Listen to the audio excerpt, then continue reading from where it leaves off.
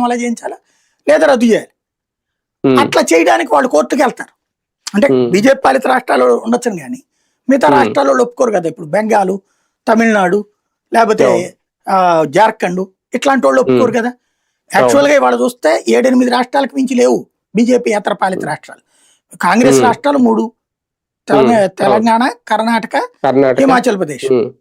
2028కి వచ్చేటికి ఆ రెండిట్లో కూడా బీజేపీ వచ్చే పరిస్థితి కనబడుతుంది. తెలంగాణను అది కూడా సరే, తెలంగాణ వస్తలేదు తెలియదు కానీ కర్ణాటక వచ్చే పరిస్థితి అయితే కనబడుతుంది, హిమాచల్ ప్రదేశ్ వచ్చే పరిస్థితి కనబడుతుంది. అప్పుడు ఒకటే ఉంటది. ఈ లోపు ఇంకోటి గెలుచుకునే పరిస్థితి ఉందా లేదా అన్నది కూడా డౌటే కాంగ్రెస్కి. అలాంటి సిచ్యువేషన్ లో ఈ మిగతా ప్రాంతీయ పార్టీలను ఒప్పించగలిగితే పని అయిపోతుంది అనుకుంటే ముందస్తు వదులుకుంటారా వీళ్ళు అనేది సందేహం. బేసిక్ వాళ్ళు కోర్టుకు వెళ్తే ఏమవుతుంది అనేది సందేహం.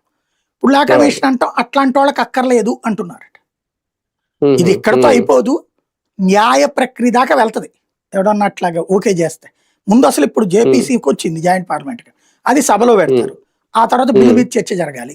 మళ్ళీ వీళ్ళందరూ కేకలు అరుపులు రాజ్యాంగాన్ని అపాస్యం చేస్తున్నారంటాం, ఈ గోలంతా నడుస్తుంది. అయినా కూడా పెట్టి 2/3 మెజార్టీతో ఆమోదించాలా, హాఫ్ మెజార్టీ చాలా? ఇదో సందేహం. హాఫ్ మెజార్టీతో చాలంటే ఓకే, 2/3 అంటే పోల్ మేనేజ్మెంట్ ఇదంతా జరగాలి. అయినా ఆ తర్వాత రాష్ట్రాలు అదే అంటే మళ్ళీ దాన్ని ఏమంటారంటే డేట్, కట్ ఆఫ్ డేట్ ఎప్పటికి, అది 28, 29, 28